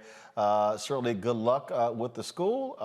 And you know what? We're just going to keep churning out great students. Thank you. I appreciate it. Thank you so much for having me. All right, thanks a bunch, folks. Real quick with this here. Henrietta Lacks, whose cells have been provided decades of research, cures, and scientific breakthroughs, received a posthumous award from the World Health Organization. Lawrence Lacks Sr. thanks scientists and researchers for honoring his mother. This is what he had to say. I am Lawrence Lacks, Senior of Henrietta Lacks' son. I want to thank everybody and everything for the award that you ever gave her. And it's very beautiful. And I want to thank you and thank you again. There's no words to say how much this means to me. Thank everybody. Lacks cells were taken without her permission from Johns Hopkins Hospital in Baltimore while receiving cervical cancer treatment. The cells, known as the HeLa line, have been pivotal in creating vaccines and medicine for modern-day diseases. The Lacks family is still fighting for compensation and recognition for Henrietta's immortal cells. And Michael, that's it. Show me the money. That's what I was just thinking. You know, this is long overdue. Yes, we know the lawsuit that Ben Crump filed on behalf of the family on October 4th, the 70th anniversary of the passing of Henrietta Lacks, but also show us the money as well. You know, more than 50 million metric tons of HeLa cells have been distributed globally and have been the subject of more than 75,000 studies. So awards are nice, but show us the money. Absolutely. That's what it boils down to. All right, y'all got to go to a quick break. When we come back, we will tell you about this weekend. Is the 10th anniversary of the MLK Memorial unveiling. We'll tell you what our plans are on Roland Martin Unfiltered and the Black Star Network.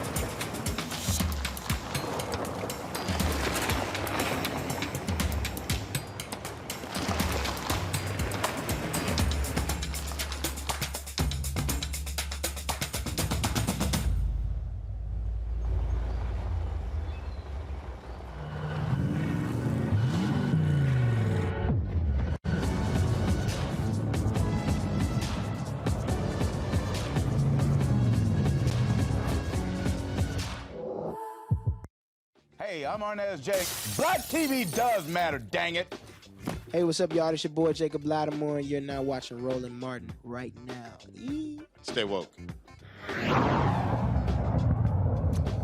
It was 10 years ago in October when the MLK Memorial was unveiled in the nation's capital, the first African-American receiving a monument on the National Mall.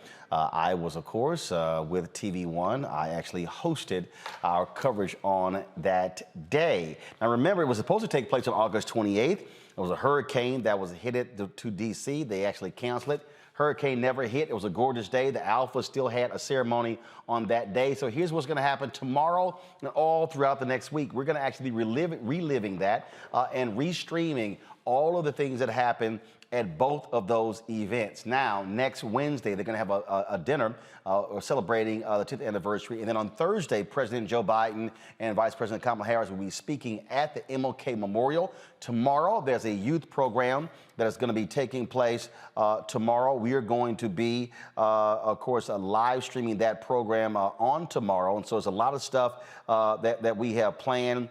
I mean, it is surprising that, again, you think back, man, it's already been 10 years. That was an amazing, amazing day. There were so many different people who we heard from that day, and including the late, great Cicely Tyson. Here is some of that coverage from 10 years ago.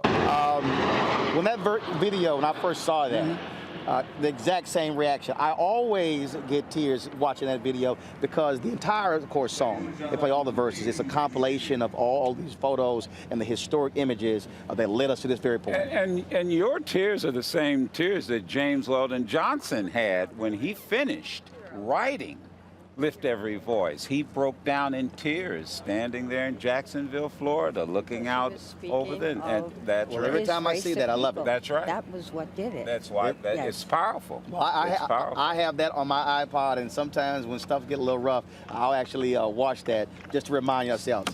Folks, we are joined by a very special guest, a phenomenal woman, a gorgeous woman. Welcome to our TV One set, Cicely Tice. Thank you, Roland and Joe. Thank you. How are you doing? I'm here. That's always a good thing. That's all I need to know. Listen, the other night when we were celebrating Reverend Lowry, Vernon Jordan. His 90th birthday in Atlanta last Sunday. That's right. Vernon Jordan, when it was his turn to speak, said, as a lawyer, I have to give you advice. When you wake up in the morning without pain, you're dead. That's a good point. Ms. Tyson, I got to ask you, this monument, this dedication, your reflections on Dr. King and this amazing movement. Very difficult to define, primarily because it was so monumental. I look at the fact that this was scheduled initially on an earlier date, and Irene dispelled it. I have yet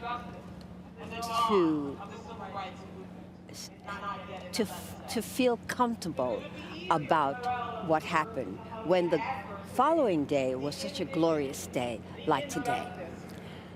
And my mother had a saying about things like this: man appoints, but God disappoints. And my feelings are that that was not Dr. Martin Luther King. This is closer to being him. He wasn't a man about fanfare. He was a man about doing. And so I'm comfortable about being here because I think that this was closer to who he was than that might have been. Can I ask the question? So again, folks, amazing stuff, and the thing that it's I was going through the video, Michael, Brianna, and Kelly. So here's what happened. So last month, Harry Johnson, who runs the Memorial Foundation, hit me up, and I totally forgot it was the 10th anniversary. And he said they were doing this luncheon. They wanted me to actually host the luncheon, the dinner. And I said I couldn't do it because we're going to be in Atlanta for Global Hope Forum.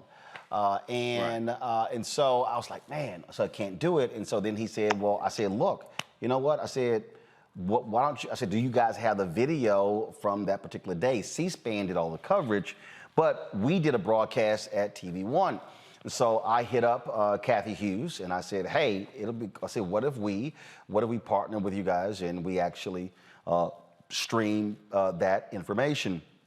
And she said, sounds like a great idea. So I talked with Michelle Rice, who's the general manager of TV One.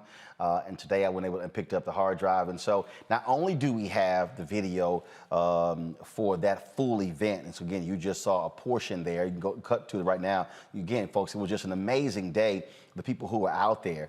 But we also shot a lot of other events as well. We shot the pre-concert event. We shot the luncheon. And I'm going through this video, and my God, the number of people who we talked to who are no longer here. You heard her reference right there. Reverend Dr. Joseph Lowry and Vernon Jordan. We lost Vernon Jordan this year. We lost Reverend Lowry last year. I'm looking at the video and I see Reverend C.T. Vivian. We lost him last year. Congressman John Lewis, we lost him last year. Diane Carroll spoke on that day as well. We lost her last year. And so when we restream this weekend, people are going to see so many of our elders and luminaries, Kelly, who are now ancestors. But that's the beauty of video like this, right? Because you can relive the moment and honor the moment and respect the moment basically whenever you want to. Whenever you hit play, you can do that. I was just looking at it and smiling because Cicely Tyson, I mean, what a queen she was. The other names that you mentioned, what royalty they were to not only just grace this earth, but to, champion us on our behalf when they got very little thanks for it a lot of the time, especially in the early days of it. So I look forward to seeing the footage and just smiling about it and knowing that, it took a long time for this memorial to come to fruition. And the fact that it did get erected and, it was memorialized in this way, but it's still here, still standing, still strong, still a very active attraction to the National Mall itself. I frequent there anytime I get a minute to just, relax and just want to rest and just honor my ancestors in that way. A perk of living in DC. But yeah, I definitely look forward to seeing you stream the footage this weekend. And a lot of folks, a lot of people weren't there. A lot of people who they didn't see it. You got a whole generation of folks who, some who weren't even alive, and so the opportunity to be able to do that, and the beauty of digital, Michael, is that when we look at the linear network, and I'll tell you, I had to fight with the programming executives at the time at TV One for us to air the full deal, and I remember we went toe to toe. It wasn't the folks in charge right now, but the head of programming who's no longer there. She and I went toe to toe about, and I literally said, this ain't gonna happen again in history. So we as a black network, why in the hell wouldn't we do it? I think we can sacrifice our numbers for one day to actually do this major news story. And it was Jonathan Rogers, who was the CEO of TV One. He had let us duke it out, and then finally he was like, we're doing this. And so I appreciate Kathy Hughes and Michelle Rice saying, hey, let's do this, because the opportunity for people to hear those speeches, the performance of Aretha Franklin, of Stevie Wonder, President Barack Obama spoke as well. We also have the video when the Alphas had that event on August, that particular weekend, the weekend in August, because there still was an event that day. And so we have all of that. And so we're going to be showing all of that over the course. And then at one of the lunches, the women's luncheon, there were a couple of people who also no longer with us, Dorothy Cotton. And it was the first time I got a chance to meet her, and she was so excited to meet me, and I was excited to meet her.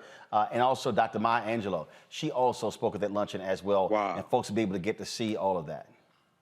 Well, Roland, this is historic, and I'm glad you were able to get the hard drive, and I'm glad you're going to re-air this. The day that this originally aired, that should have been like historic ratings for TV One, because as much as I love TV One, how many times can you watch reruns of The Jeffersons and Saff and the Son and Good Times? So this should have been historic. But at the same time, there's a lot of people who have passed away. Dr. King is iconic. Hopefully this weekend people will also read Dr. King's speeches and read his last book, Where Do We Go From Here? Chaos or Community, Chapter 2 is called Black Power, deals with the Black Power movement. We know today is the 55th anniversary of the founding of the Black Panther Party for Self-Defense.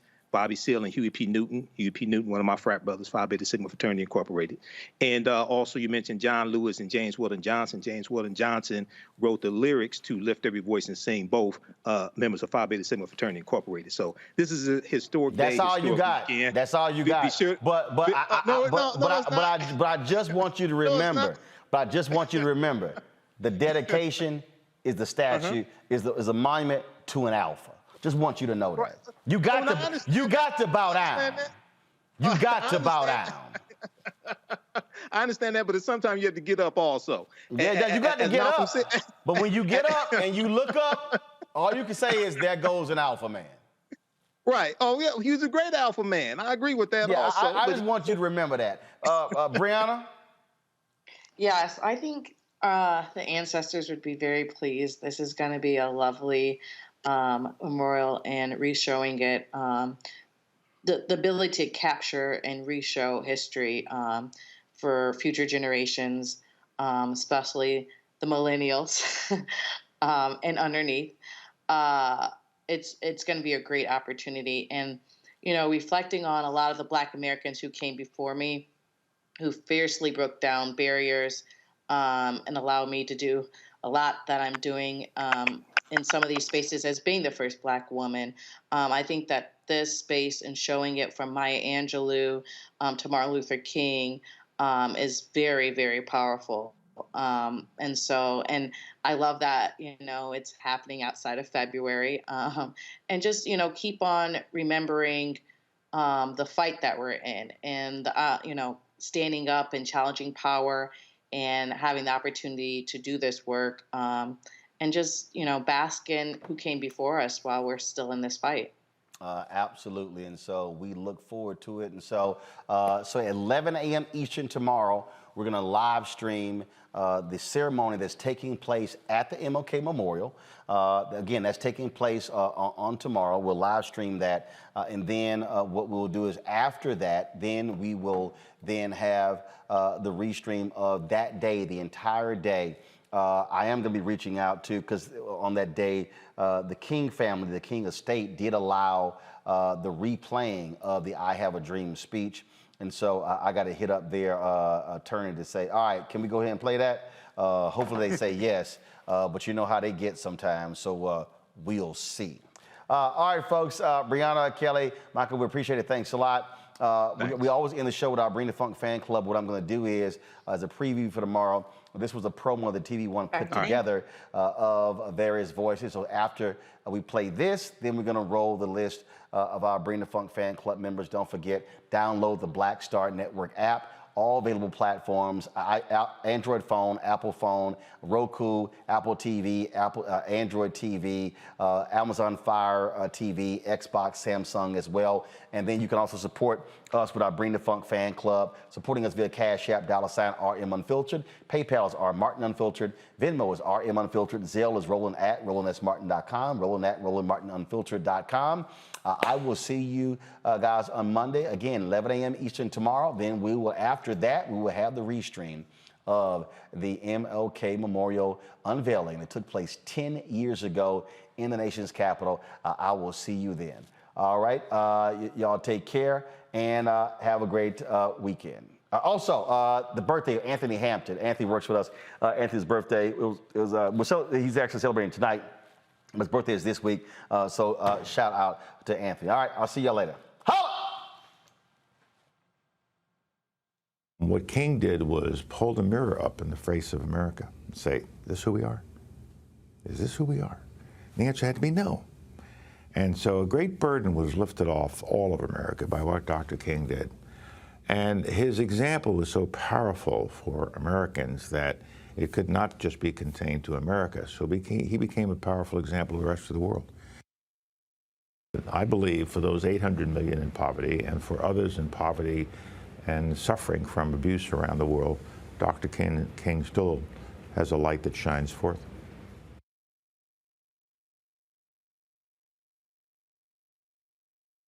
To say I love you is very nice, but when it's challenged and you can return love in the midst of that challenge, that's when you know it's really there. It's really there. It's real at that point. I don't really know that I love you. It's something I repeat because I know how to say the words.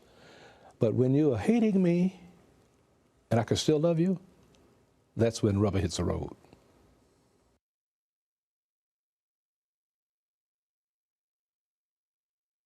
A private citizen, not a person with an official title, but who influenced the course of his times, the course of our times, changed this nation in fundamental and positive ways.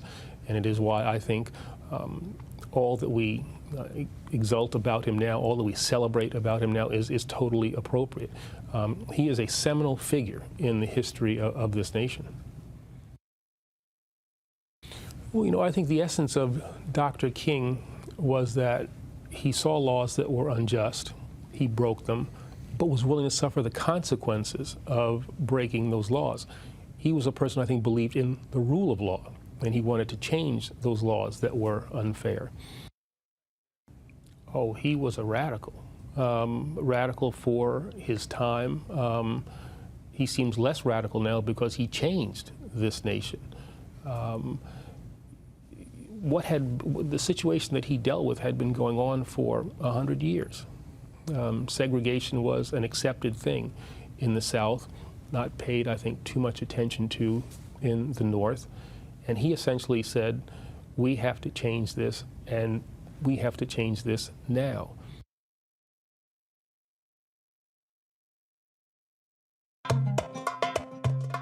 In the late 1950s, an interfaith group called the Fellowship of Reconciliation told King's story in a comic book. Half a century later, the story was told again in Arabic. The American Islamic Congress translated that book into Arabic, and people can download it. People are very excited to have it as a tool to help them in their struggle. The young people in Egypt during the revolution were reading the comic book, and the old people also. They remembered Dr. King. They remembered his legacy. And they were looking at the pictures and they're saying, oh, we remember that guy. He's from, when we are young. And he's inspiring our young people here to take the same action, the nonviolence actions, towards gaining their civil rights.